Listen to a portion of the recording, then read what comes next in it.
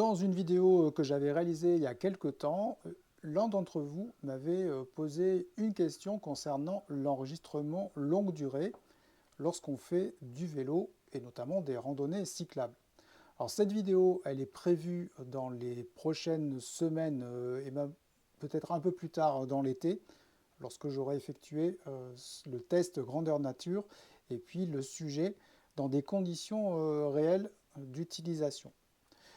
On va s'intéresser à une évolution que propose GoPro déjà depuis quelques temps. Je crois que c'est depuis la GoPro Hero 10 avec les batteries Enduro. Il en existe à la fois pour la génération 9, 10, 11 et maintenant la GoPro 12 qui d'ailleurs est elle-même fournie avec une batterie Enduro, mais c'est également disponible pour la GoPro Hero Max. Alors moi j'utilise une GoPro Hero Max pour les vidéos que je réalise sur la chaîne. Donc j'étais très intéressé à faire un test et utiliser cette nouvelle batterie dans des conditions réelles. L'un des défauts de la GoPro Hero Max et de sa batterie qui est fournie avec, que ce soit la batterie standard ou les batteries compatibles que l'on trouve chez d'autres fabricants, l'autonomie de cette batterie est vraiment très variable et elle permet très difficilement de dépasser 1 heure d'enregistrement. Je crois que j'y suis parvenu une ou deux fois, un peu par hasard. Je ne sais pas d'ailleurs pour quelle raison j'ai eu ce jour-là un peu plus d'autonomie. En pratique, la batterie de la GoPro Hero Max, la batterie constructeur, celle qui est fournie avec la caméra, il est difficile d'aller au-delà de 60 minutes lorsqu'on enregistre en 5,6K, donc à la résolution maximum de la caméra. Si on réduit la définition, bien entendu, on pourra profiter d'une autonomie légèrement supérieure, mais qui n'est pas flagrante. Ce qui fait que sur mes trajets du quotidien, cette batterie, elle correspond tout juste à ma durée de trajet aller ou retour. Et d'ailleurs, si je décide de faire un parcours un peu plus long, comme les derniers parcours que j'ai effectués en passant par le nouveau pont Simone Veil, je vous mets le petit sujet du premier passage que j'ai effectué sur le pont. Cette batterie, elle n'est pas suffisante et en général, je dois en changer pendant mon trajet alors que c'est un simple trajet de vélo-taf. Donc on peut vraiment dire qu'on atteint vraiment les limites de l'autonomie avec une batterie. C'est jamais très confortable puisque lorsqu'on est en vélo-taf, normalement, on lance l'enregistrement et puis on n'a pas à s'en occuper. Lorsqu'on arrive chez soi, on éteint la caméra et l'enregistrement s'est effectué du début à la fin. Malheureusement, ce n'est pas le cas. Heureusement, GoPro effectue quand même des évolutions progressives de son matériel et propose désormais une version Enduro pour la Hero Max. Donc cette batterie, elle reprend la même disposition que les batteries Enduro pour les GoPro 9, 10, 11, 12. C'est la même couleur, on retrouve la livrée blanche. La capacité n'évolue pas, c'est la même capacité. Par contre, GoPro promet une autonomie supérieure, surtout lorsque les conditions de température et d'humidité ne sont pas des valeurs standards. Donc c'est autour en général de 20 degrés et puis je crois 60% d'humidité, à 50-60% d'humidité, que les durées optimales sont obtenues.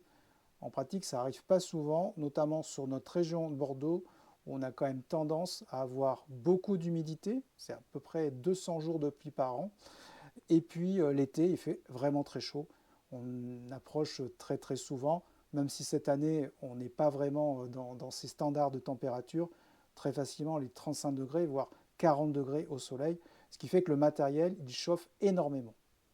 Donc dans ces conditions, la batterie Enduro, elle peut vraiment être utile parce qu'elle a des facteurs de résistance plus importants dans des conditions de température un petit peu plus extrêmes. Alors je ne sais pas quelle est la véritable différence entre ces batteries bleues et ces batteries blanches. Peut-être que la chimie de la batterie est légèrement différente, je ne sais pas vraiment. Ce qui est certain, c'est que les batteries standards lorsque on les met au contact de températures qui peuvent être un peu plus importantes que la normale, elles ont tendance à s'abîmer. Donc j'ai des batteries qui ont tendance à gonfler. D'ailleurs, celles-là, je ne peux plus les utiliser parce qu'elles sont voilà, légèrement gonflées. Et ça, c'est jamais très bon. On peut très bien risquer un échauffement, voire un enflammement de la batterie si on les utilise. Donc ça, c'est des batteries qu'on ne peut plus utiliser. Là où l'utilisation de ces batteries enduro est vraiment intéressante, c'est lorsqu'on va comparer les différentes autonomies. Alors je l'ai fait uniquement sur la batterie enduro de la GoPro Hero Max, puisque c'est la caméra que j'utilise tous les jours. Donc je commence à avoir un jeu de données assez important pour pouvoir comparer les deux types de batteries. Alors avec ce type de batterie, l'autonomie que j'obtiens euh, suivant les conditions de température et d'humidité dans l'année, elle varie de 45 minutes jusqu'à 1 heure et 3 minutes. Donc on voit déjà qu'avec la même batterie, à quelques jours d'intervalle, on peut avoir une variation presque de 20 minutes d'autonomie avec une simple batterie identique, et ce sont juste les conditions qui font varier cette durée. Les trajets sont exactement les mêmes. Donc la batterie test est faite sur un trajet qui est identique tous les jours. Ce qui fait qu'on a exactement les mêmes choses qui sont filmées. La seule différence, ce sont les conditions météorologiques. Donc on voit déjà qu'on a à peu près 18 minutes de différence entre les deux cas. Ce qui est intéressant, c'est de comparer ce que l'on obtient avec cette batterie enduro. Alors j'étais extrêmement surpris par l'autonomie qui est proposée par cette batterie, en tout cas le reste de batterie que j'obtiens lorsque j'arrive à ma destination. Avec celle-là, le reste de batterie, il est souvent en moyenne autour de 7%, ce qui veut dire que en théorie, j'aurais pu encore filmer 7% de trajet en plus avec cette batterie standard. Avec la batterie enduro, le premier test que j'ai obtenu, il m'est resté 40% de batterie.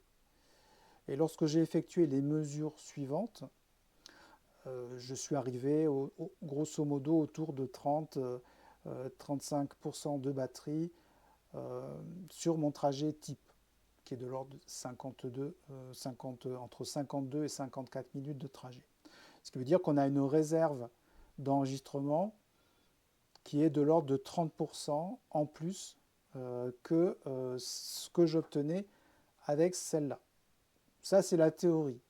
Parce qu'en pratique, lorsqu'on enregistre jusqu'au bout de l'autonomie de la batterie, cet excédent d'autonomie, il est un peu plus pondéré.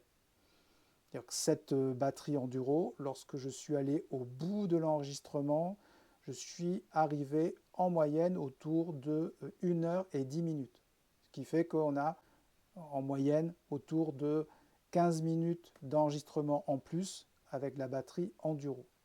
Mais ce qui est remarquable, c'est que en fonction des conditions d'utilisation, la variation entre la durée minimale et la durée maximale d'enregistrement, elle varie relativement peu. Ce qui n'est pas le cas avec celle-là, où on a vu que l'amplitude, elle peut être entre la durée d'enregistrement la plus courte et la plus longue de l'ordre de 30%. C'est-à-dire qu'on a une variation de 30% en fonction des conditions d'enregistrement, surtout des conditions de température et d'humidité. Là, avec celle-là, la différence d'enregistrement que j'ai mesurée, elle est de l'ordre de 5%. Ce qui permet de dire que la batterie enduro, elle est beaucoup plus fiable en matière de maintien d'une durée d'enregistrement dans le temps. C'est-à-dire qu'on va avoir, en fonction des variations de température et d'humidité, un temps d'enregistrement qui reste approximativement constant. Donc on peut vraiment compter sur un peu plus d'1 heure d'enregistrement avec la batterie d'enduro, et quelles que soient les conditions d'enregistrement, en tout cas des conditions que moi j'ai testées. On n'a pas eu de température basse cette saison, vraiment très basse. On n'est jamais descendu en dessous de 7 degrés, ce qui fait que entre 7 degrés et puis 35 degrés, la durée d'enregistrement est grosso modo la même. Je vous montre quelques tableaux à l'écran qui comparent les autonomies de ces deux batteries, de ces deux types de batteries, sachant que les tests ont été effectués dans les deux cas avec des batteries neuves. Celle-là, elle est usagée, c'est pas celle-là que j'ai testée. C'est une batterie neuve. Les deux ont été achetés en même temps et on a testé l'autonomie des deux batteries au bout d'un certain nombre de cycles d'utilisation pour avoir une comparaison qui est possible et surtout qui donne des résultats comparables. Donc la moralité, c'est que si on veut enregistrer sur de plus grandes durées et qu'on a une GoPro, il ne faut vraiment pas hésiter à passer sur les batteries enduro. En pratique, elles ne sont pas beaucoup plus chères que les batteries standards. La capacité est la même, mais il y a quelque chose qui change, je ne sais pas définir, et qui offre une autonomie d'enregistrement supérieure. Donc voilà pour ce sujet.